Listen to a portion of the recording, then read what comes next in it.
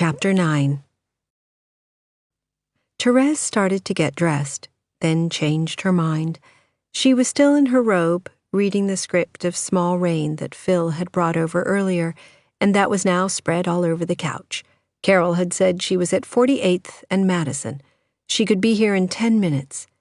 Therese glanced around her room and at her face in the mirror and decided to let it all go. She took some ashtrays to the sink and washed them and stacked the play script neatly on her work table. She wondered if Carol would have her new handbag with her. Carol had called her last night from some place in New Jersey where she was with Abby, had told her she thought the bag was beautiful, but much too grand a present. Therese smiled, remembering Carol's suggesting that she take it back. At least Carol liked it. The doorbell sounded in 3 quick rings. Therese looked down the stairwell and saw Carol was carrying something. She ran down. "It's empty. It's for you," Carol said, smiling. It was a suitcase wrapped. Carol slipped her fingers from under the handle and let Therese carry it. Therese put it on the couch in her room and cut the brown paper off carefully. The suitcase was of thick, light brown leather, perfectly plain. "It's terribly good-looking," Therese said. "Do you like it? I don't even know if you need a suitcase." "Of course I like it." This was the kind of suitcase for her. This exactly, and no other. Her initials were on it in small gold letters, TMB. She remembered Carol asking her middle name on Christmas Eve. "Work the combination and see if you like the inside." Therese did. "I like the smell, too," she said. "Are you busy? If you are, I'll leave." "No, sit down. I'm not doing anything, except reading a play." "What play?" "A play I have to do sets for." She realized suddenly she had never mentioned stage designing to Carol. "Sets for?" "Yes, I'm a stage designer." She took Carol's coat. Carol smiled astonishedly. "Why the hell didn't you tell me?" she asked quietly. "How many other rabbits are you going to pull out of your hat?" "It's the first real job, and it's not a Broadway play. It's going to be done in the Village. A comedy. I haven't got a union membership yet. I'll have to wait for a Broadway job for that." Carol asked her about the union, the junior and senior memberships that cost $1,500 and $2,000 respectively. Carol asked her if she had all that money saved up. "No, just a few hundred. But if I get a job, they'll let me pay it off in installments." Carol was sitting on the straight chair, the chair Richard often sat in, watching her, and Therese could read in Carol's expression that she had risen suddenly in Carol's estimation, and she couldn't imagine why she hadn't mentioned before that she was a stage designer, and in fact already had a job. "Well," Carol said, "if a Broadway job comes out of this, would you consider borrowing the rest of the money from me, just as a business loan?" "Thanks, I'd like to do it for you. You shouldn't be bothered paying off $2,000 at your age." "Thanks, but I won't be ready for one for another couple of years." Carol lifted her head and blew her smoke out in a thin stream. "Oh, they don't really keep track of apprenticeships, do they?"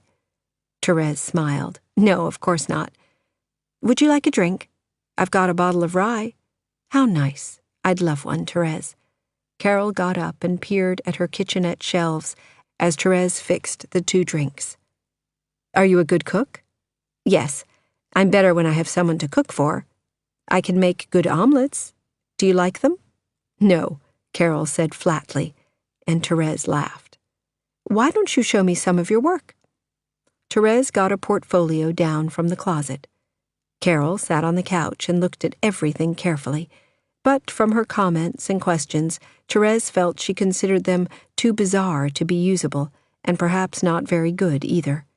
Carol said she liked best the Petrushka set on the wall. "But it's the same thing," Therese said. "The same thing as the drawings, only in model form." "Well, maybe it's your drawings. They're very positive anyway. I like that about them." Carol picked up her drink from the floor and leaned back on the couch. "You see, I didn't make a mistake, did I?" "About what?" "About you." Therese did not know exactly what she meant. Carol was smiling at her through her cigarette smoke, and it rattled her. "Did you think you had?" "No," Carol said. What do you have to pay for an apartment like this? $50 a month? Carol clicked her tongue. Doesn't leave you much out of your salary, does it? Therese bent over her portfolio, tying it up. No, but I'll be making more soon. I won't be living here forever, either. Of course you won't. You'll travel, too, the way you do in imagination. You'll see a house in Italy you'll fall in love with, or maybe you'll like France, or California, or Arizona. The girl smiled. She probably wouldn't have the money for it when that happened. Do people always fall in love with things they can't have? Always, Carol said, smiling too. She pushed her fingers through her hair. I think I shall take a trip after all. For how long? Just a month or so. Therese set the portfolio in the closet. How soon will you be going? Right away. I suppose as soon as I can arrange everything. And there isn't much to arrange. Therese turned around. Carol was rolling the end of her cigarette in the ashtray. It meant nothing to her, Therese thought, that they wouldn't see each other for a month. Why don't you go somewhere with Abby? Carol looked up at her, and then at the ceiling. I don't think she's free in the first place. Therese stared at her. She had touched something, mentioning Abby. But Carol's face was unreadable now. You're very nice to let me see you so often, Carol said. You know, I don't feel like seeing the people I generally see just now. One can't, really. Everything's supposed to be done in pairs. How frail she is, Therese felt suddenly. How different from the day of the first lunch. Then Carol got up as if she knew her thoughts, and Therese sensed a flaunt of assurance in her lifted head, in her smile as she passed her so close, their arms brushed. Why don't we do something tonight? Therese asked. You can stay here if you want to, and I'll finish reading the play. We can spend the evening together. Carol didn't answer. She was looking at the flower box in the bookshelf. What kind of plants are these? I don't know. You don't know? They were all different. A cactus with fat leaves that hadn't grown a bit since she bought it a year ago, another plant like a miniature palm tree, and a droopy red-green thing that had to be supported by a stick. Just plants.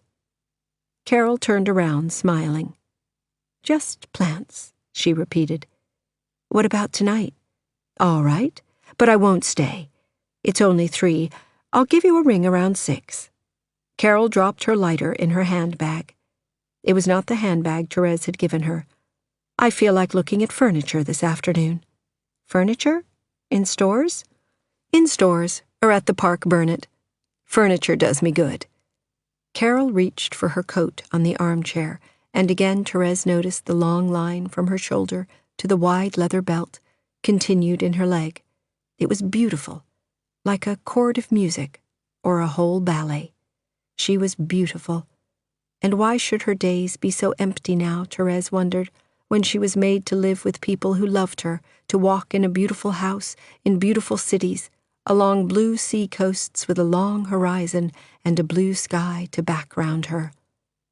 Bye-bye, Carol said, and in the same movement with which she put on her coat, she put her arm around Therese's waist.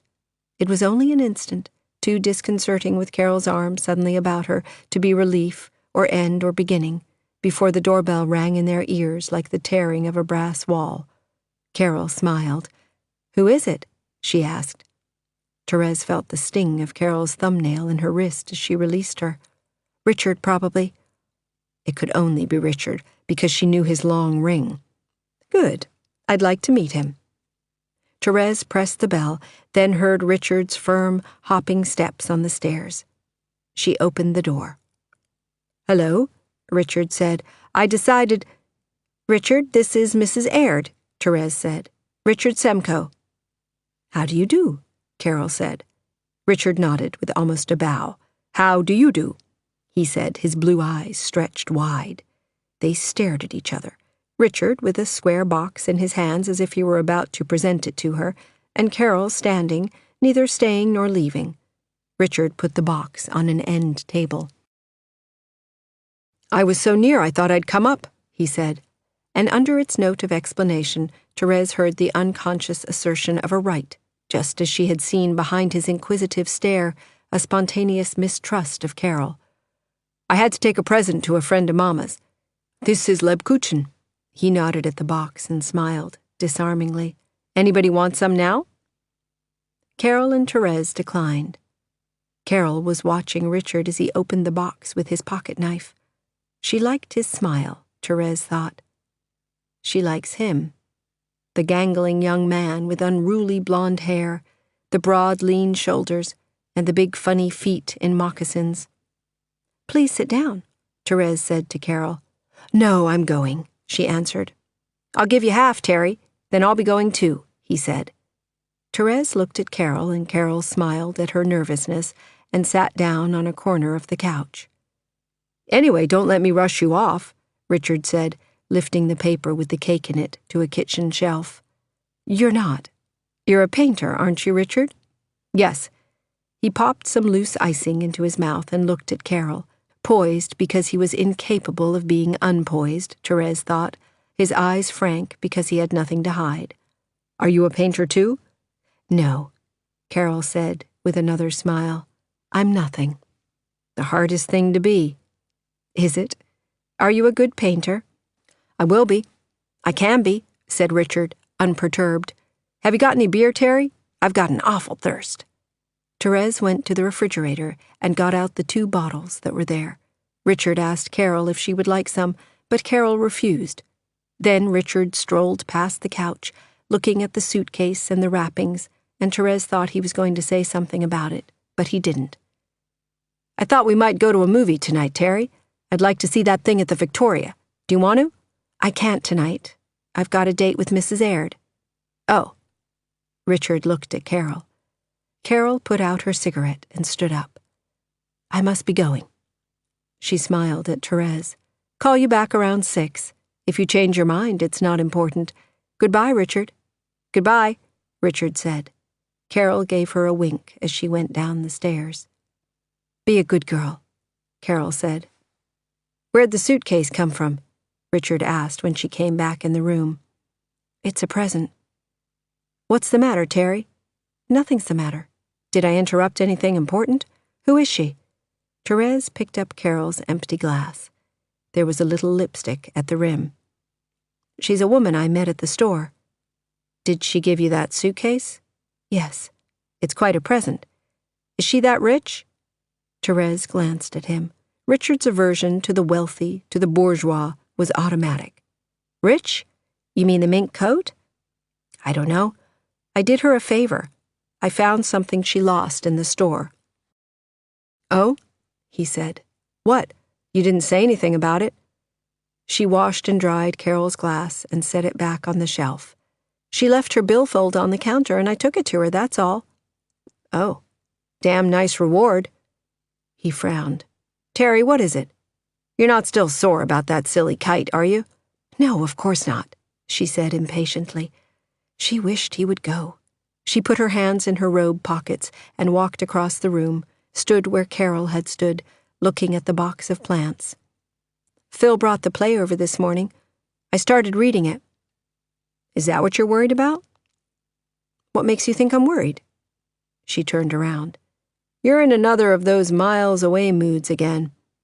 "I'm not worried, and I'm not miles away." She took a deep breath. "It's funny, you're so conscious of some moods, and so unconscious of others." Richard looked at her. "All right, Terry," he said with a shrug, as if he conceded it. He sat down in the straight chair and poured the rest of the beer into his glass. "What's this date you have with that woman tonight?" Therese's lips widened in a smile as she ran the end of her lipstick over them.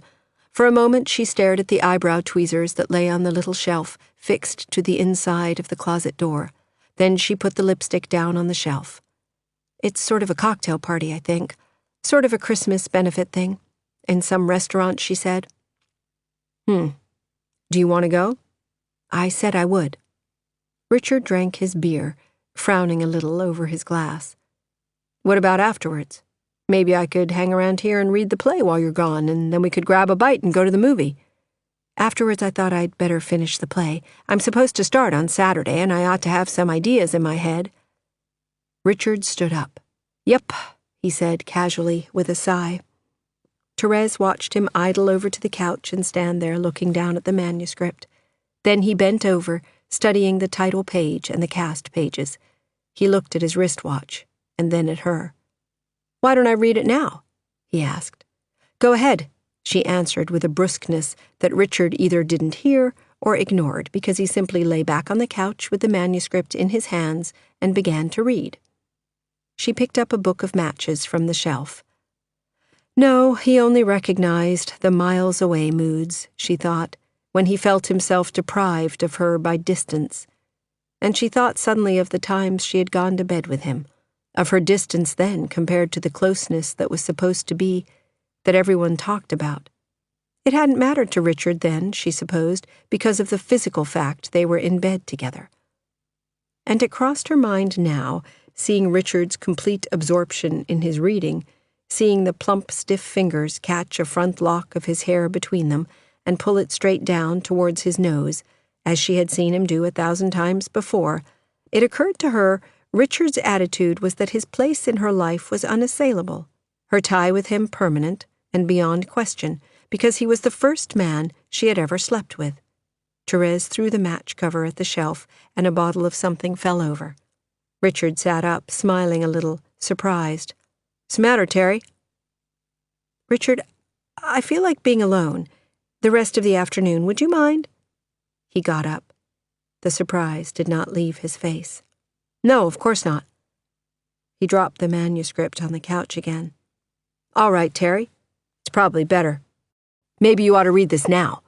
Read it alone," he said argumentatively, as if he persuaded himself. He looked at his watch again. "Maybe I'll go down and try to see Sam and Joan for a while."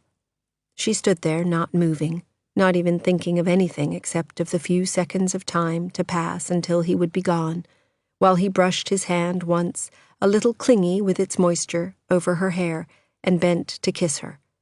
Then quite suddenly she remembered the Degas book she had bought days ago, the book of reproductions that Richard wanted and hadn't been able to find anywhere. She got it from the bottom drawer of the bureau. "I found this, the Degas book." "Oh, swell, thanks." He took it in both hands. It was still wrapped. "Where'd you find it?" "Frankenberg's, of all places." "Frankenberg's." Richard smiled. "It's $6, isn't it?" "Oh, that's all right." Richard had his wallet out. "But I asked you to get it for me." "Never mind, really." Richard protested, but she didn't take the money. And a minute later he was gone with a promise to call her tomorrow at 5. They might do something tomorrow night, he said. Carol called at 6:10. Did she feel like going to Chinatown? Carol asked. Therese said, "Of course."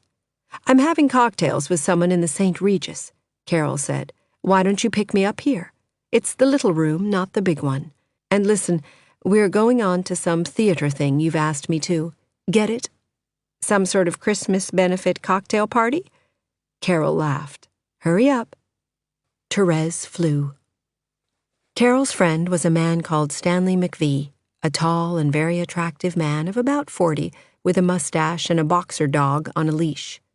Carol was ready to go when Therese arrived. Stanley walked out with them, put them into a taxi, and gave the driver some money through the window. "Who's he?" Therese asked. "An old friend. Seeing more of me now that Harge and I are separating." Therese looked at her. Carol had a wonderful little smile in her eyes tonight. "Do you like him?" "So-so," Carol said. "Driver, will you make that Chinatown instead of the other?" It began to rain while they were having dinner. Carol said it always rained in Chinatown every time she had been here. But it didn't matter much, because they ducked from one shop to another, looking at things and buying things. Therese saw some sandals with platform heels that she thought were beautiful, rather more Persian-looking than Chinese, and she wanted to buy them for Carol. But Carol said Rindy wouldn't approve. Rindy was a conservative, and didn't like her even to go without stockings in summer, and Carol conformed to her. The same store had Chinese suits of a black, shiny material, with plain trousers and a high-collared jacket, and Carol bought one for Rindy. Therese bought the sandals for Carol anyway, while Carol was arranging for Rindy's suit to be sent. She knew the right size just by looking at the sandals, and it pleased Carol after all that she bought them. Then they spent a weird hour in a Chinese theater where people in the audience were sleeping through all the clangor. And finally, they went uptown for a late supper in a restaurant where a harp played.